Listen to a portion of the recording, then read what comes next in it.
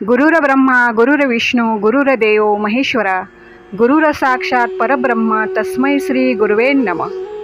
आज हा संदेश तुमच्या समोर आला आहे, हे तुमचे परम भाग्य, म्हणून हा संदेश शेवटपर्यंत ऐका आणि जर का आवडला तर व्हिडिओला नक्कीच लाईक करा। गौतम बुद्धांनी अंतिम संदेश आपल्या शिष्यांना काय दिला ते तुम्ही या संदेशाच्या माध्यमातून शेवटपर्यंत ऐका। वैशाली एक असे ठिकाण, तिच्यामध्ये अद्भुत सौंदर्य होते। तिथली मंदिरे ही अद्भुत आणि चमकदार होती। बुद्ध आपला शिष्य आनंदच्या बरोबर मंदिरात जात होते, तेव्हा ते आनंदला म्हणाले की मी थोडा वेळ या मंदिरात विश्रांती घेते।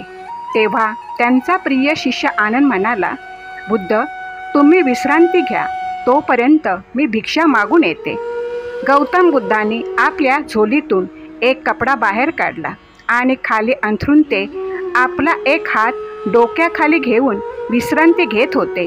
आनंद गावात भिक्षा मागायला गेला असता त्याने एक झाडावर पक्षी पाहिले। गौतम बुद्धांनी आपल्या झोलीतून एक कपडा बाहेर काढला आणि खाली अंथरून ते आपला एक हात डोक्याखाली घेऊन विश्रांती घेत होते।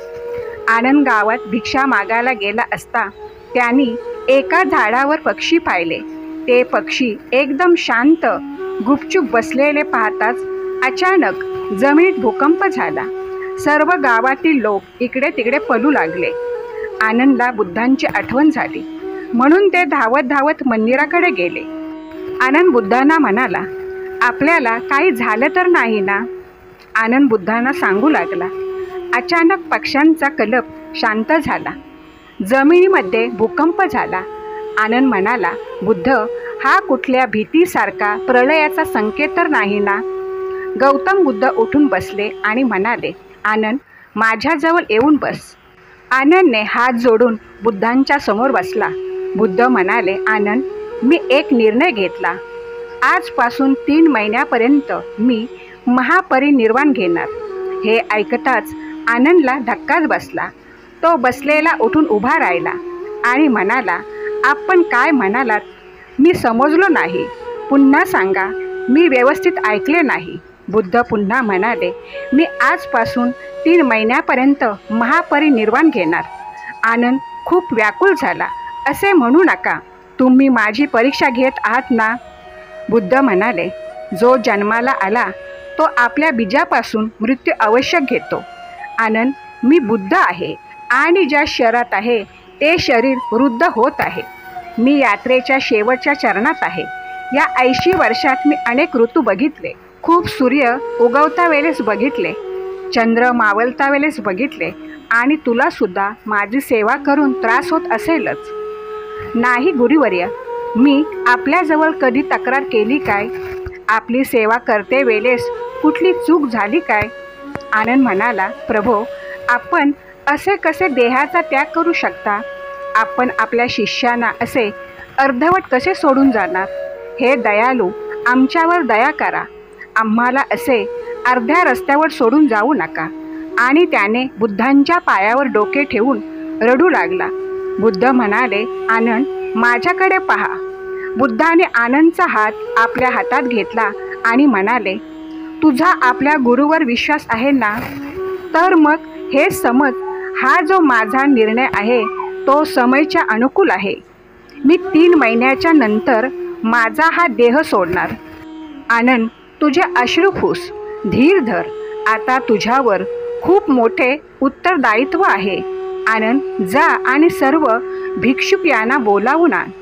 सर्व शिष्यांना सभागृहात एकत्र बोलव। मी माझा शेवटचा उपदेश तिथे सर्वांना देणार। आनंद म्हणाला, गुरुदेव माझ्याकडून नाही होणार हे, मी हरलो, आणि तो रडू लागला। बुद्ध म्हणाले, जीवनात सर्वात मोठी हार आपल्या कर्तव्यापासून पाठ फिरवणे। आनंद तुला अजून माहीत नाही की तू काय करू शकतेस। आनंद तू या रस्त्यावर असा नाही चालू शकस, तू स्वतः रस्ता नाही बनू शकस। आनंद सर्व भिक्षुकांना बोलावून घेऊन आला। सर्व भिक्षुक बुद्धांचे दोन्ही हात पकडून सभागृहात घेऊन आले। बुद्ध म्हणाले, आनंद या दोन्ही वृक्षांच्या मध्यभागी माझा बिछाना अंथर, मी इथेच विश्रांती घेणार। अनिरुद्ध पुढे आला आणि त्याने बुद्धांचा हात पकडला.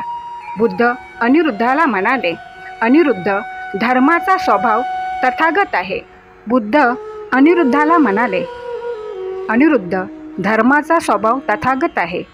तथागतचा अर्थ आहे जो आहे, जसा आहे. तथागतचे पुष्प उत्पन्न झाला. तथागतचे अनिरुद्धाचा उगम झाला. तुमचा सर्वांचा उदय झाला. आनंदचा उदय झाला. या संपूर्ण सृष्टीचा उदय झाला. जो कोणी तथागतचे उत्पन्न झाला आणि जो कोणी तथागत मी विलीन होणार त्याला आम्ही तथागत म्हणू शकतो. धर्म कुठून नाही उत्पन्न होत आणि नाही कुठे जात.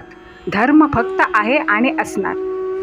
अनिरुद्ध बुद्धांना म्हणाला, मी आणि सर्व भिक्षुक आपल्याला तथागत म्हणू शकतो. बुद्ध सर्व शिष्यांना म्हणाले, जेव्हा आमच्या डोक्यात वेदना होतात तेव्हा आम्ही त्या स्वीकारत नाही. त्यांना स्वीकारले तर पीडा होत नाही.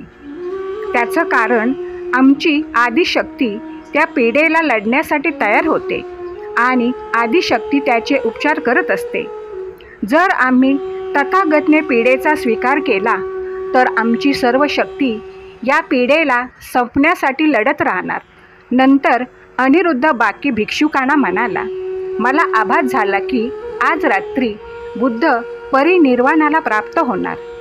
बुद्ध म्हणाले, आनंद, माझे डोके उत्तर दिशेला कर. मी डाव्या कुशीला झोपणार.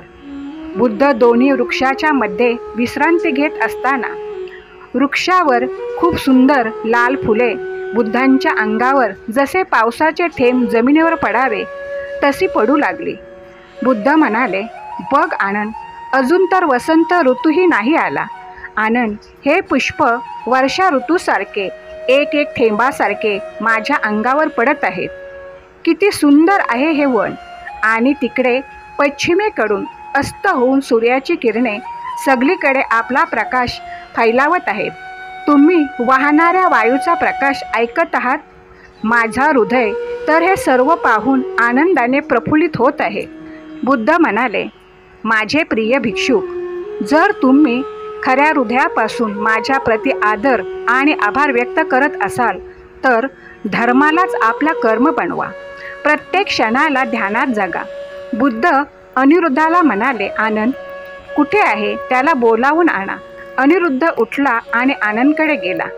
दोघेही एका झाडाच्या मागे एकमेकांना मिठी मारून रडत बसले. अनिरुद्ध आनंदला म्हणाला, आनंद, शांत बस. तुला असे रडत बघून बुद्ध व्यथित होणार. शांत हो. चल, ते तुला बोलवतात.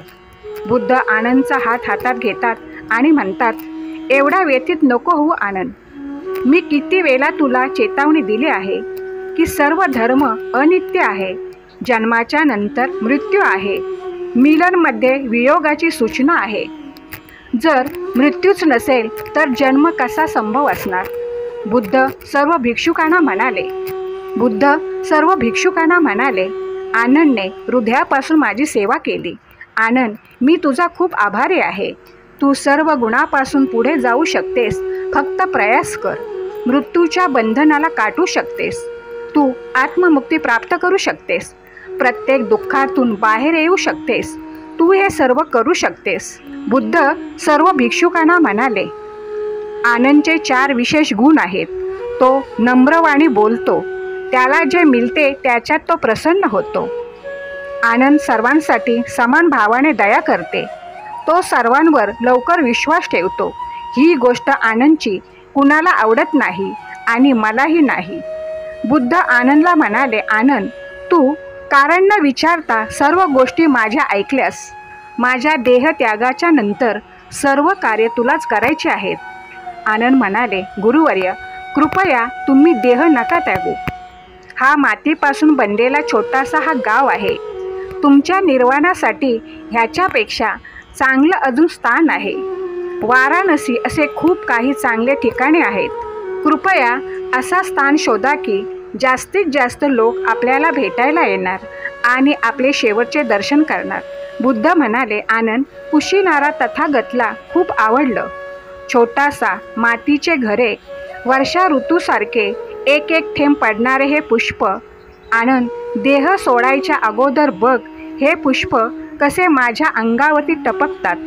आनंद, कुशीनारा जा आणि तेथे मल्ल नरेश याला सावध कर की बुद्ध त्यांच्या वनात थांबला आहे आणि त्याला सांग की आज रात्रीच्या 3ऱ्या प्रहरात बुद्ध महापरिनिर्वाण घेणार. हे सर्व ऐकून भिक्षुक खूप घाबरले. आनंद म्हणाला, आज रात्रीच्या 3ऱ्या प्रहरात महापरिनिर्वाण घेणार? बुद्ध म्हणाले, होय आनंद, यासाठी लवकरात लवकर मल्ल नरेश याला सूचना दे. आनंद म्हणाला, जर मी तुम्हाला सोडून गेलो आणि बुद्ध म्हणाले, नाही आनंद, रात्रीच्या 3ऱ्या प्रहरात, त्याच्या अगोदर नाही. माझ्या महापरिनिर्वाणाच्या नंतर मल्ल नरेश असं नाही बोलायला पाहिजे की मी त्यांच्या वनात महापरिनिर्वाण केला आणि त्याला सूचना पण नाही दिली. आनंद म्हणाला, जोपर्यंत आनंद आहे तोपर्यंत तुमची सर्व इच्छा पूर्ण होणार. मी आता जाऊन मल्ल राजाला सूचना देऊन येते. आनंद गेल्यावर सर्व भिक्षुक ध्यानात बसले. बुद्धांच्या शरीरातून तेज निघाले.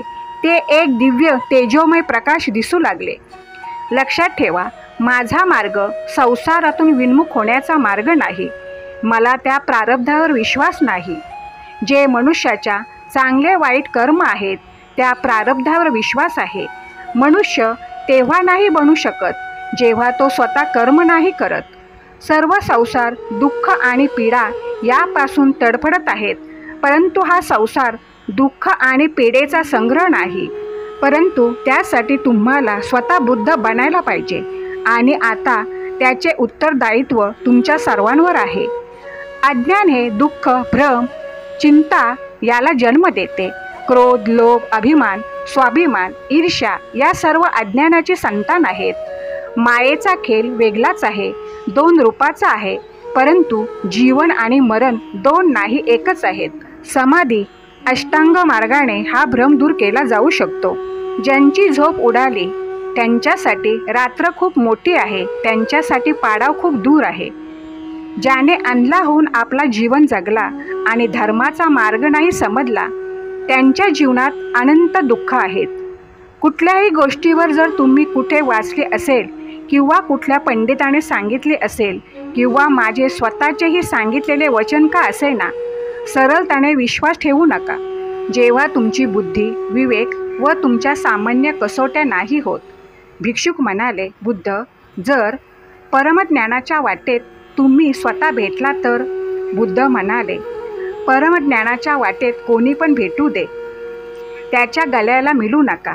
जर मार्गात बुद्ध मिळाले तर त्यांच्या मोहात फसू नका. त्या मार्गात तुम्हाला तुमचा पितासुद्धा मिळाला, त्याच्या मोहवशात येऊ नका. तुमचे जीवन पूर्ण स्वइच्छेने जगा, कोणाच्या बंधनात जगू नका. हा उपदेश बुद्धाने सर्व शिष्य ध्यानात असताना प्रत्येकाजवळ जाऊन दिला.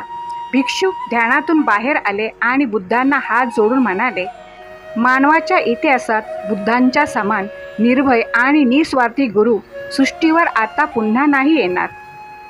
त्यातील एक शिष्य म्हणाला, जे करुणामय आमच्या ध्यानात येऊन आम्हाला परमज्ञान दिला. दुसरा म्हणाला, जे परमज्ञानाचा संदेश देऊन गेले, जे काळाचा चक्र येणाऱ्या पिढीला धर्माचा मार्ग दाखविला.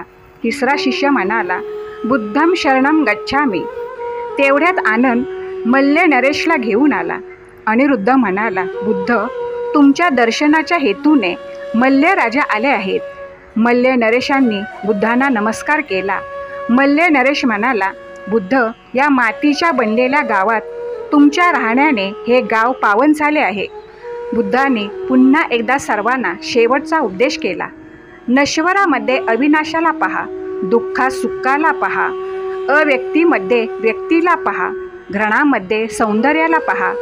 अज्ञान मनुष्याला सगळीकडून विक्षेपित करते. जेव्हा आम्ही मायेच्या द्विरूपाला ओळखतो तेव्हा सर्व दुःख, सर्व चिंता समाप्त होतात आणि आमच्या हृदयात प्रेमाचा, स्वीकृतीचा भाव निर्माण होतो, जो मुळात एकच भाव आहे. जर तुम्ही बुद्ध नाही तर तुम्हाला बुद्धामध्ये काहीच रुची नाही. जर तुम्हाला बुद्धात रुची आहे तर तुम्ही स्वतः बुद्ध आहात. हा संदेश शेवटपर्यंत ऐकल्याबद्दल तुम्हाला खूप खूप धन्यवाद.